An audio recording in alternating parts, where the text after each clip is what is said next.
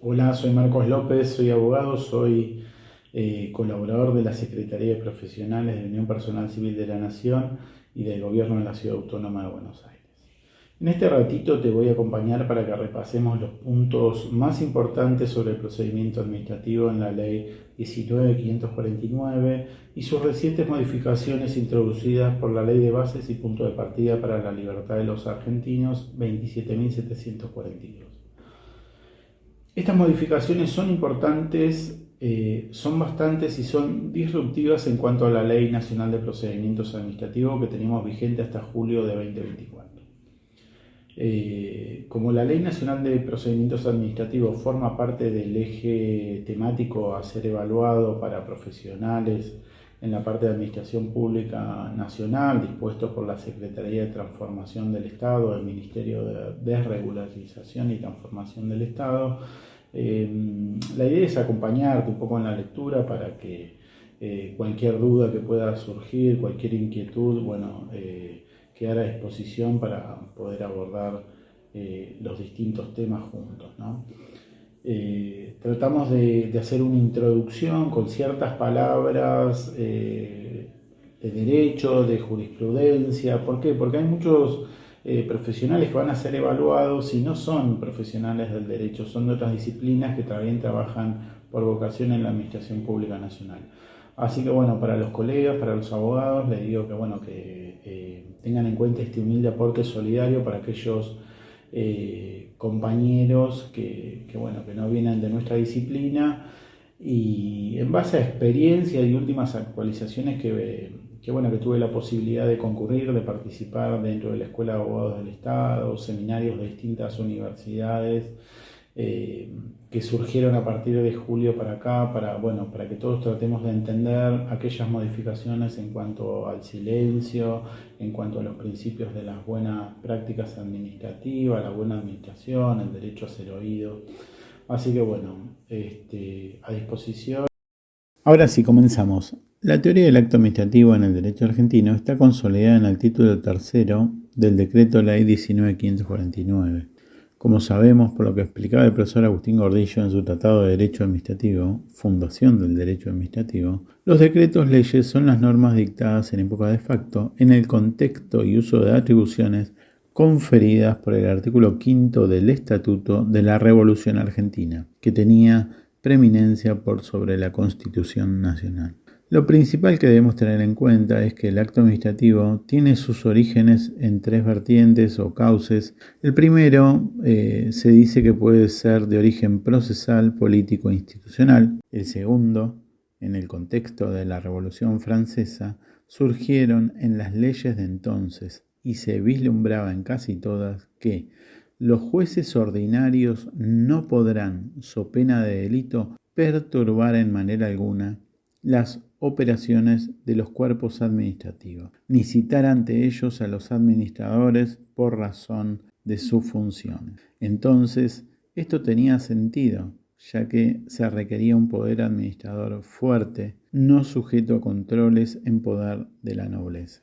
El régimen del acto administrativo es importante, como decía Otto Mayer, jurista alemán, ya que es el equivalente al producto final de la función judicial. El acto administrativo es la cosa juzgada administrativa. En nuestra jurisprudencia, esto es receptado en el fallo de corte Carman de Cantón Elena contra Gobierno Nacional sobre pensión. Al igual que el profesor Linares, trae a colación que la ejecutoriedad del acto administrativo tiene un paralelismo con la sentencia judicial y que esto no es tan desacertado. El tercer cauce o vertiente radica en la analogía del acto negocio jurídico, figura principal del derecho civil del siglo XIX y comienzos del siglo XX, y en su traslación del derecho privado al derecho público que no podemos ignorar, y la Corte de Justicia de la Nación, en el fallo Ganadera Los Lagos, realizó la aplicación analógica con las salvedades propias del derecho público,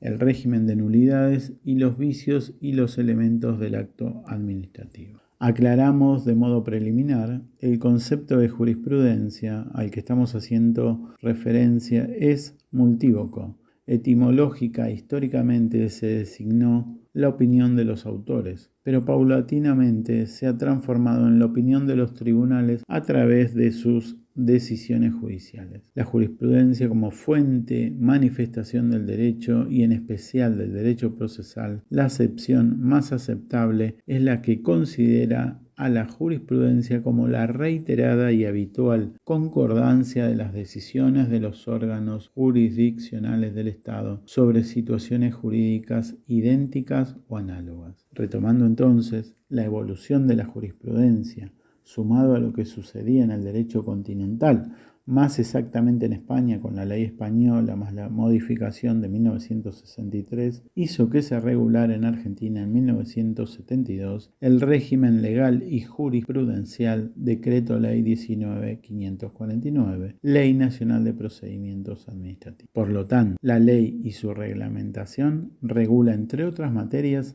el régimen jurídico del acto administrativo. Los elementos que van a estar en el artículo 7º y 8º, los caracteres que están en el artículo 12, los vicios y nulidades en el artículo 14, 15 y 16 y la extinción a partir del artículo 17, 18 y 21. La Ley de Procedimientos Administrativos se trata de una ley de materia sustantiva y en relación a ello ha podido decirse que ella es para la administración lo que el Código Civil para los particulares. A estas normas bien se les puede asignar la condición de comunes o generales, aplicables a todo el ámbito estatal y en su caso público no estatal en el que ejerza función administrativa. La actividad jurídica administrativa es la que produce efectos jurídicos y se puede diferenciar entre hechos y actos administrativos. El hecho administrativo es todo acontecimiento de la naturaleza o comportamiento material del órgano administrativo que no produce la adquisición, modificación, transferencia o extinción de las relaciones jurídicas. Ejemplo, el retiro de un obstáculo de la calle, un profesor de una universidad pública decide explicar un tema antes que otro o un funcionario decide emitir un dictamen técnico. Acto administrativo, por el contrario, es la existencia de una exteriorización intelectiva proveniente de un autor, realizada mediante la palabra escrita, oral u otro signo convencional o ideográfico, dirigida a la mente o destinatario del acto. Ejemplo, conceder o negar una jubilación, designar a un empleado público.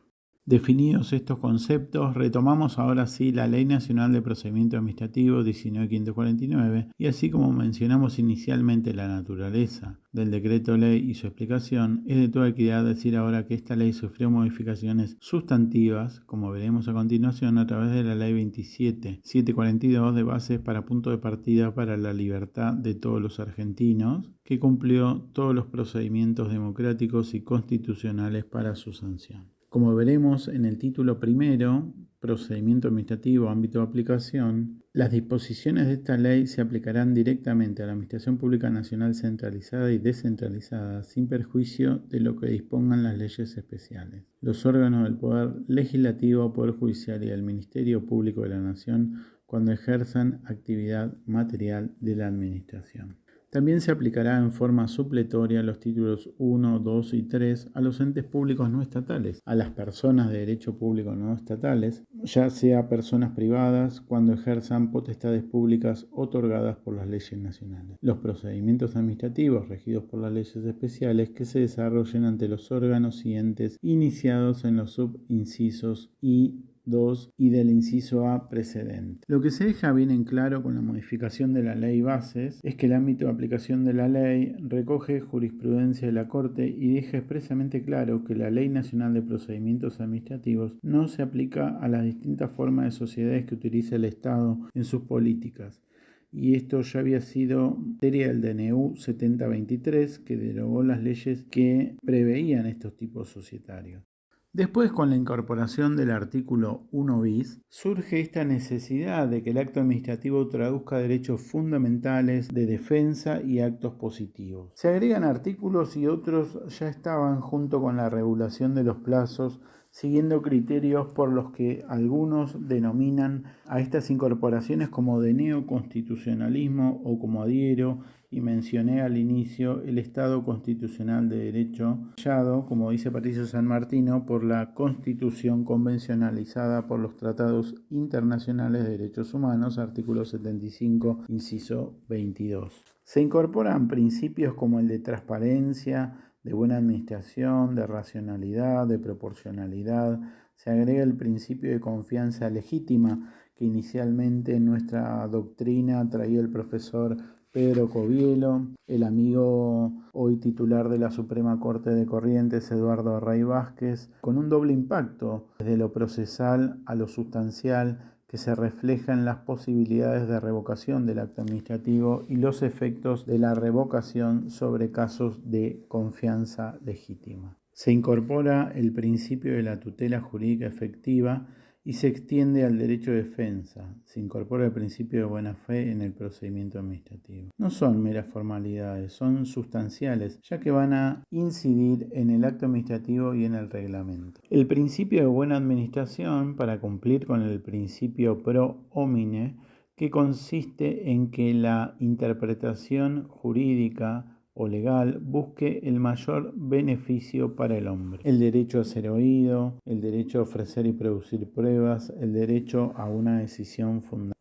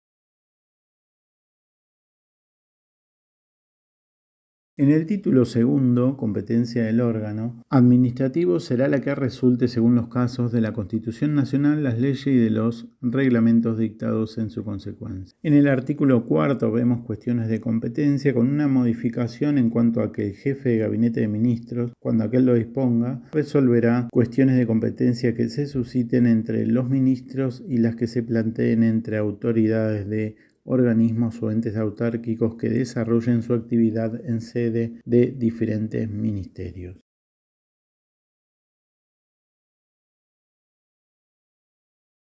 El artículo quinto y el sexto no sufren modificaciones de rigor.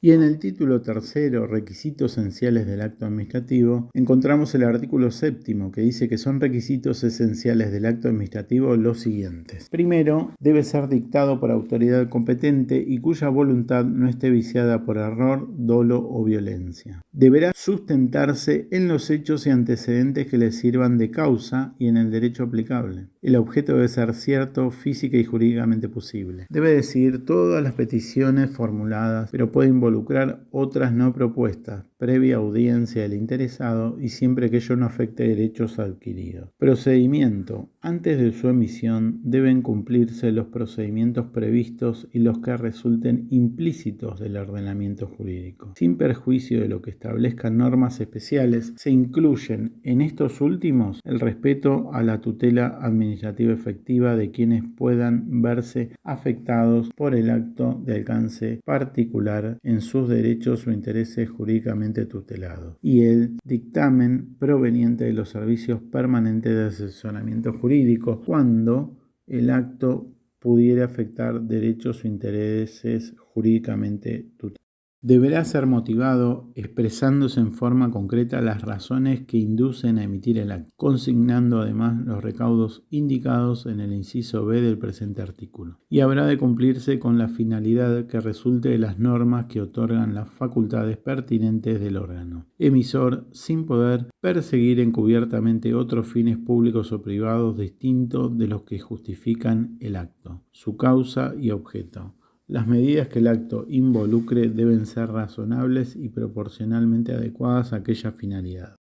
Ahora vamos a hablar del elemento forma que está regulado en el artículo 8. El acto administrativo se manifestará expresamente y por escrito, ya sea en forma gráfica, electrónica o digital. Indicará el lugar y fecha en que se lo dicta y contendrá la firma de la autoridad que lo emite. Solo por excepción y si las circunstancias lo permitieren, podrá utilizarse una forma distinta. El acto que carezca de firma no producirá efectos jurídicos de ninguna especie.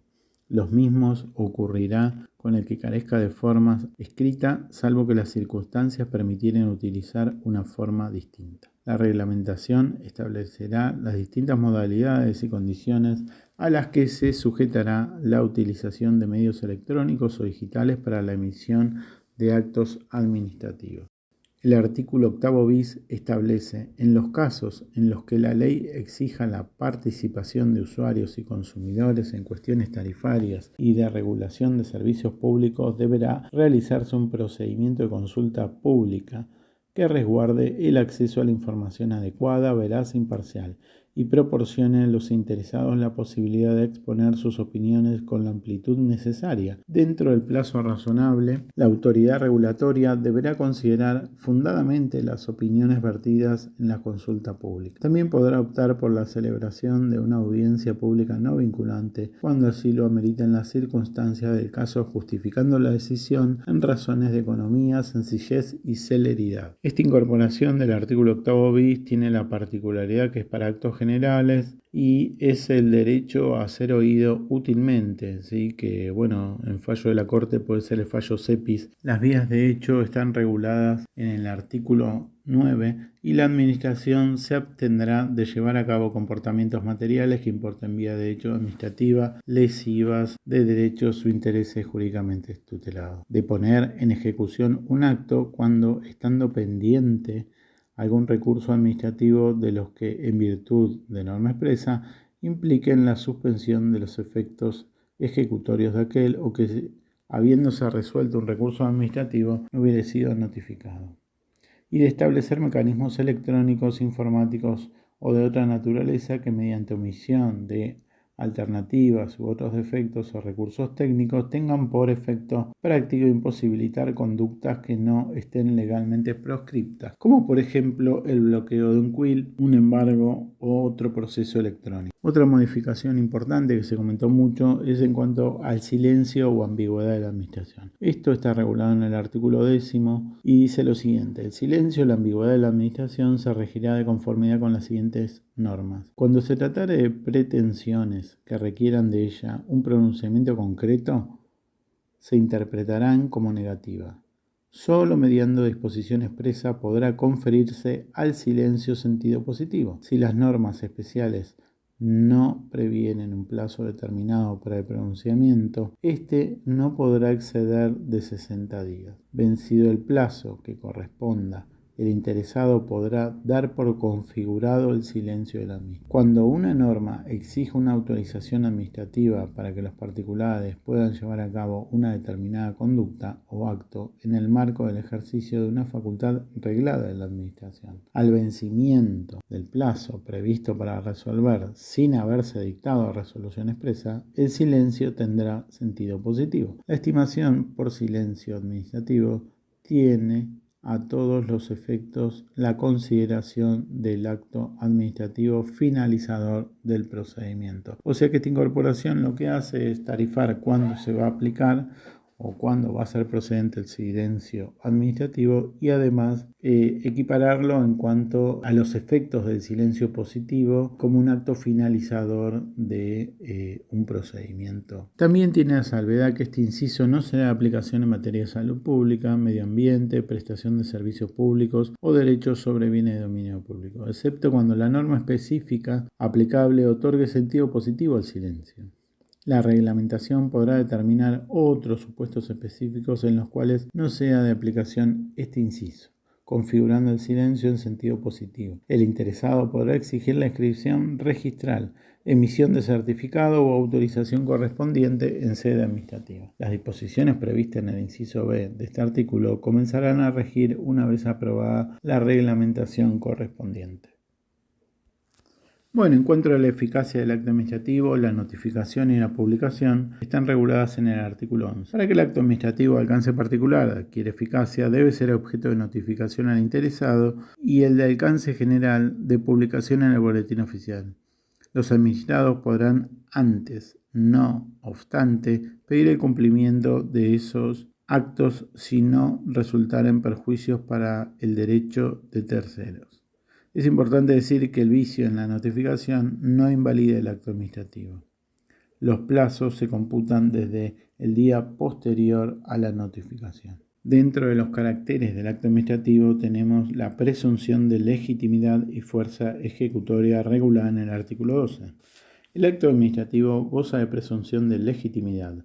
Su fuerza ejecutoria faculta a la administración a ponerlo en práctica por sus propios medios, a menos que la ley o la naturaleza del acto exigieren la intervención judicial. La administración solo podrá utilizar la fuerza contra la persona o sus bienes sin intervención judicial, cuando deba protegerse el orden público, el dominio público o tierras fiscales de propiedad del Estado Nacional, incautarse bienes muebles peligrosos para la seguridad o salubridad de la población, o en el caso de las fuerzas policiales o de seguridad ante la comisión de delitos flagrantes. Como había comentado, me había estado actualizando Escuela de Abogados del Estado y bueno, el segundo párrafo del artículo 12 fue una de las preguntas del examen múltiple choice, por supuesto, a resolver. Retomando, los recursos que interpongan los administrados contra los actos administrativos no suspenden su ejecución y efectos, salvo norma expresa que disponga lo contrario. Sin embargo, la administración podrá de oficio o a pedido de parte y mediante resolución fundada suspender la ejecución por razones de interés público, cuando la ejecución del acto traiga aparejados mayores perjuicios que su suspensión o cuando se alegare fundadamente una nulidad ostensible y absoluta. El artículo 13 regula la retroactividad del acto administrativo. En principio, el acto administrativo podrá tener efectos retroactivos siempre que no se lesionaren derechos adquiridos cuando se dictare en sustitución de otro revocado o cuando favoreciera al administrado. Bueno, ahora vamos a ver la nulidad de los actos administrativos. El acto administrativo, de acuerdo al artículo 14, es nulo de nulidad absoluta e insanable en los siguientes casos. A. Cuando la voluntad de la administración resultara excluida por error esencial, dolo en cuanto se tengan como existente hechos o antecedentes inexistentes o falsos, violencia físico-moral ejercida sobre autoridad que lo emitió, simulación, un grave defecto en la formación de la voluntad de un órgano colegiado. B.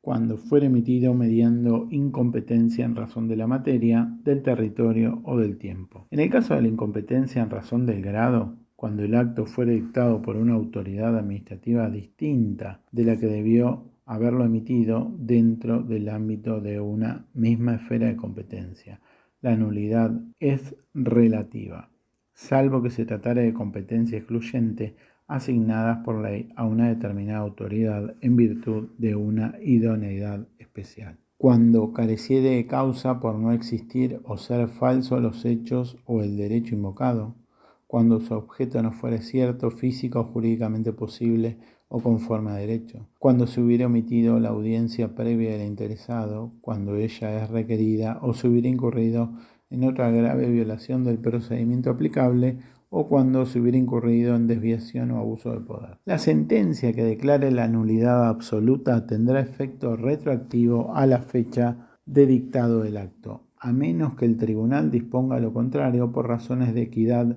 siempre que el interesado, a quien el acto beneficiaba, no hubiere incurrido en dolo. La teoría de la anulabilidad está regulada en el artículo 15. El acto administrativo es de nulidad relativa y solo será anulable en sede judicial si presenta un defecto o vicio no previsto en el precedente artículo 14. Las irregularidades u omisiones no esenciales no dan lugar a nulidad absoluta. La invalidez de cláusulas accidentales o accesorias está regulada en el artículo 16, que dice que la invalidez de una cláusula accidental o accesoria de un acto administrativo no importará la nulidad de este, siempre que fuere separable y no afectare la esencia del acto administrativo. La revocación del acto nulo la vamos a tener en el artículo 17, que dice: el acto administrativo de alcance particular afectado de nulidad absoluta se considera irregular y debe ser revocado o sustituido por razones de ilegitimidad en sede administrativa. No obstante, una vez notificado, si hubiere generado derechos subjetivos que se estén cumpliendo o si hubiera incumplido totalmente su objeto, no procederá su revocación, modificación o sustanciación en sede administrativa, y solo se podrá obtener su declaración de nulidad en sede judicial, salvo en el supuesto previsto en el cuarto párrafo de este artículo.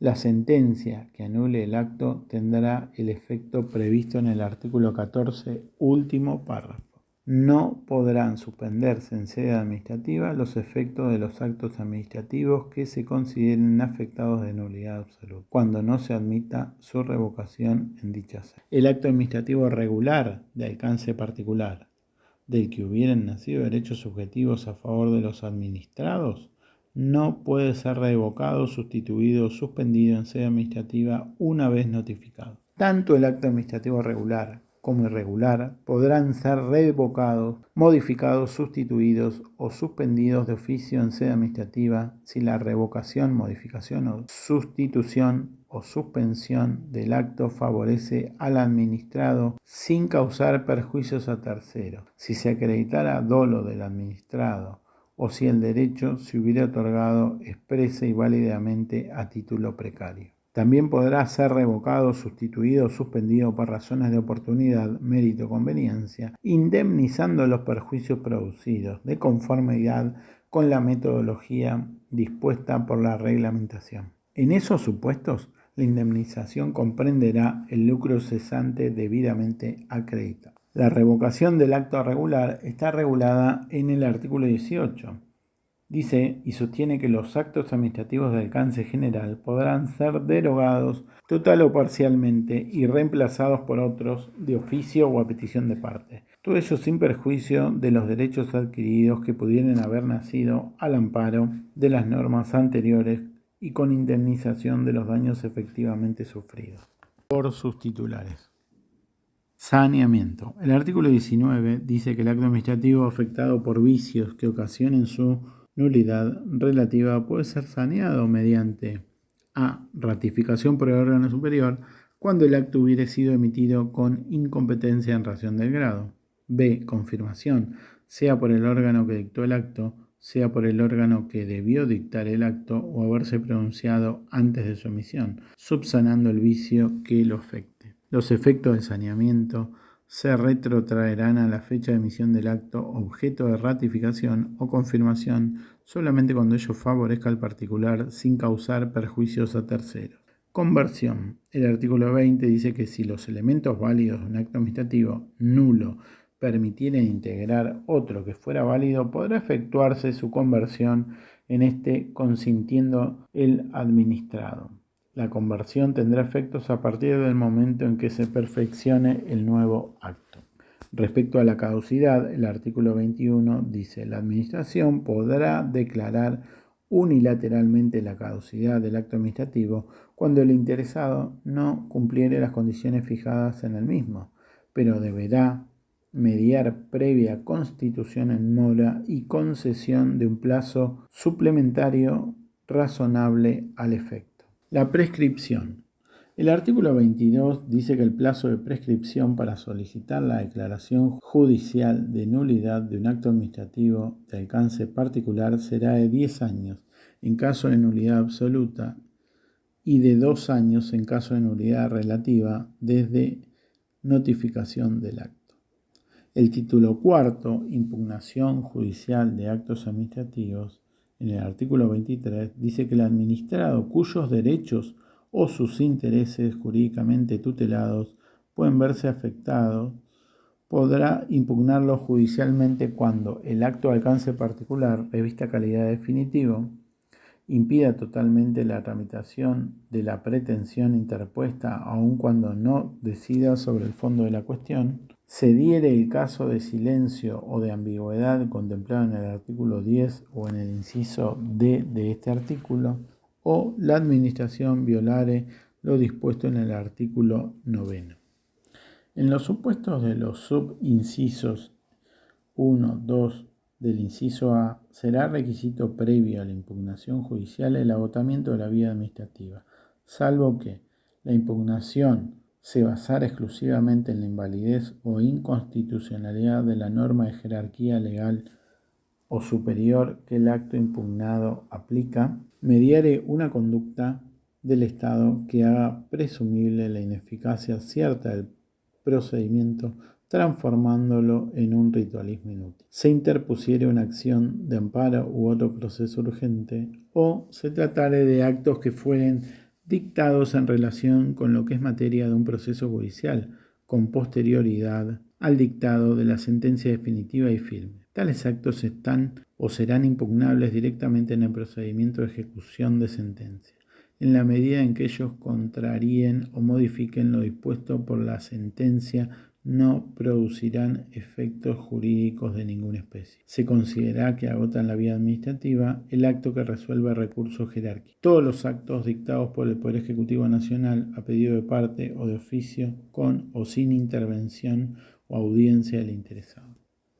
Los actos emanados de los órganos superiores de los entes descentralizados, con las exclusiones dispuestas en el artículo 1 de esta ley, a pedido de parte o de oficio, con o sin intervención de audiencia del interesado. Los actos administrativos emanados de los órganos con competencia resolutoria final del Congreso de la Nación, del Poder Judicial o del Ministerio Público, a pedido de parte o de oficio, con o sin intervención de audiencia del interesado. Contra los actos que agotan la vía administrativa será optativa la interposición de los recursos administrativos que pudieran corresponder. El plazo para la interpretación de los recursos administrativos susceptibles de agotar la vía administrativa no podrá ser inferior a 30 días contados desde la notificación válida del acto que se impugna. Los actos administrativos dictados durante la ejecución de contratos con el Estado Nacional, así como las demás entidades y órganos incluidos en el inciso A del artículo 1, que el contratista haya cuestionado en forma expresa dentro de los 30 días de serle notificado. Serán impugnables judicialmente hasta cumplidos 180 días de la extinción del contrato, sin perjuicio de la aplicación de las normas sobre prescripción que correspondan.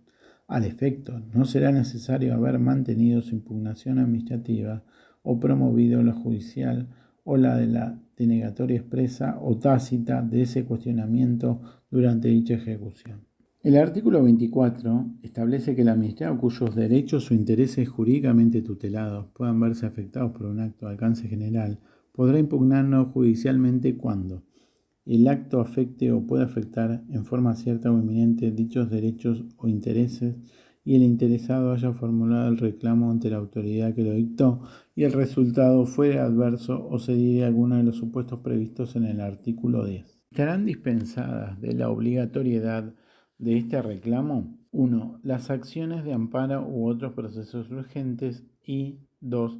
La impugnación de los decretos del Poder Ejecutivo Nacional dictados en ejercicio de las facultades que le confieren los artículos 76, 80 y 99, inciso tercero de la Constitución Nacional. B. cuando la Administración le haya dado aplicación al acto de alcance general mediante actos definitivos y contra tales actos se hubiera agotado sin éxito la instancia administrativa. La falta de impugnación directa de un acto de alcance general o su eventual desestimación no impedirán la impugnación de los actos de alcance particular que le den aplicación.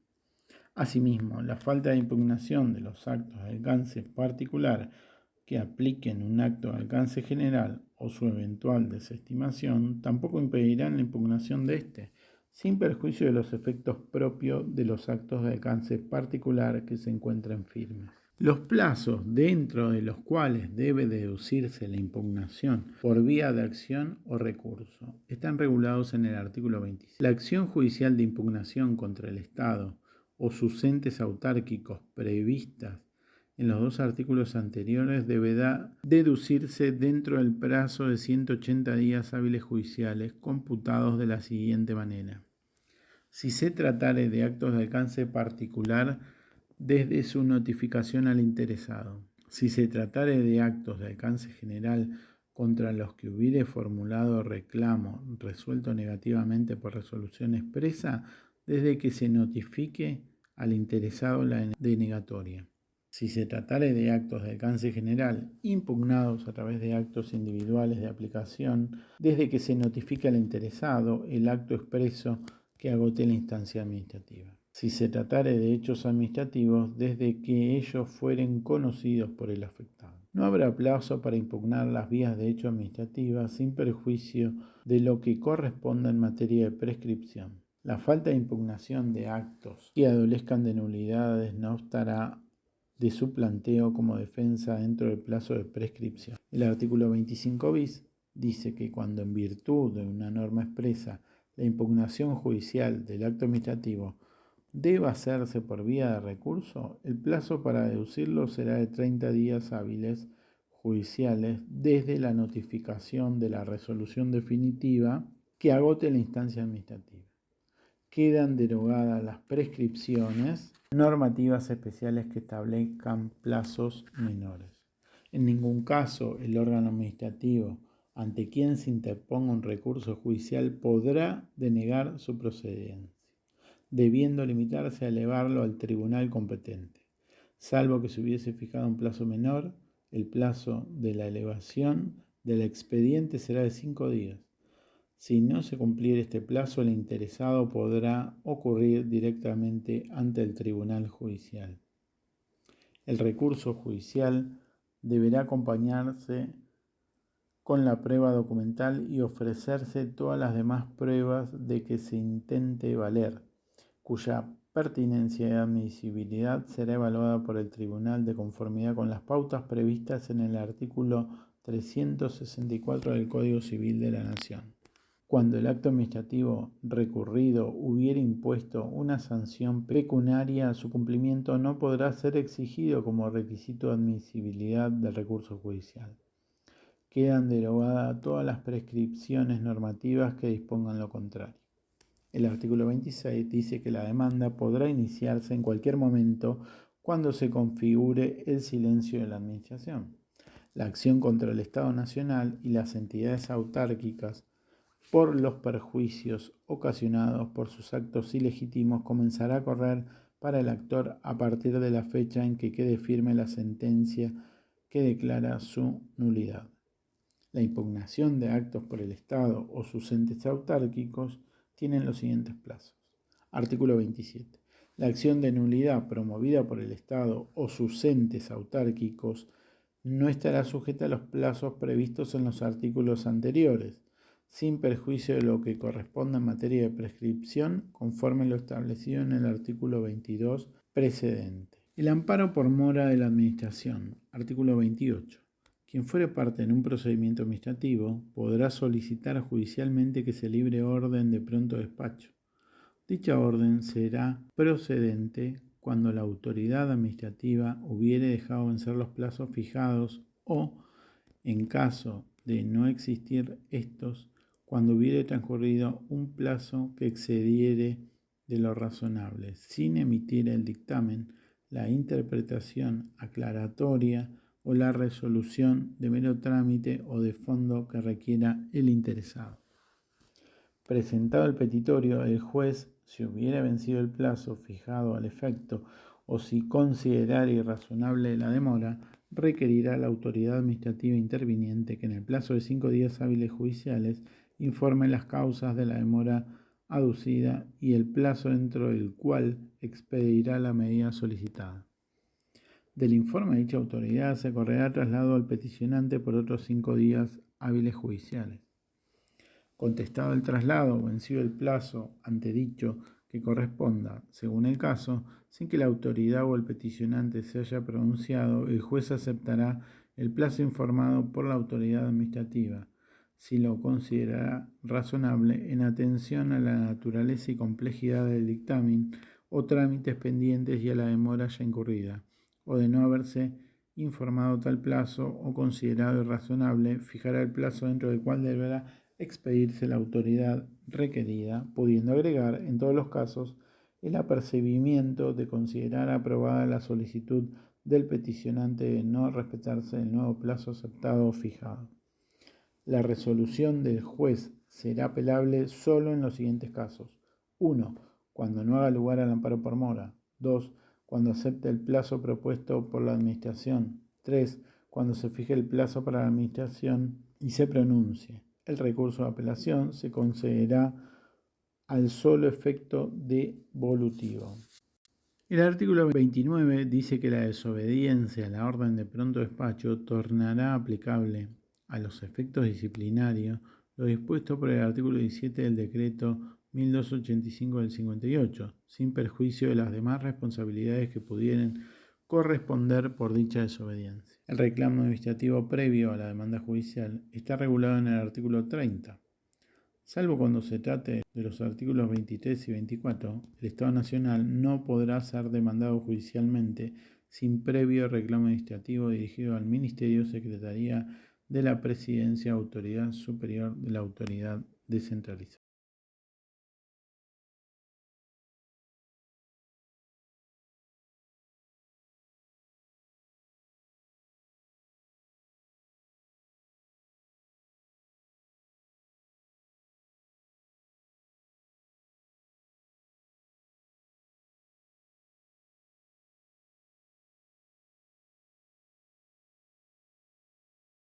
Bueno, como pudimos ver, son todas reformas que a simple vista refuerzan los derechos de la persona, los administrados, y reducen la potestad, el poder, o sea, las prerrogativas del Estado. Ahora, como es una ley nueva, tenemos que ir viendo cómo se va a ir desarrollando, cómo se van a ir aplicando estos nuevos acontecimientos a futuro. Bueno, gracias por la atención y cualquier duda a disposición.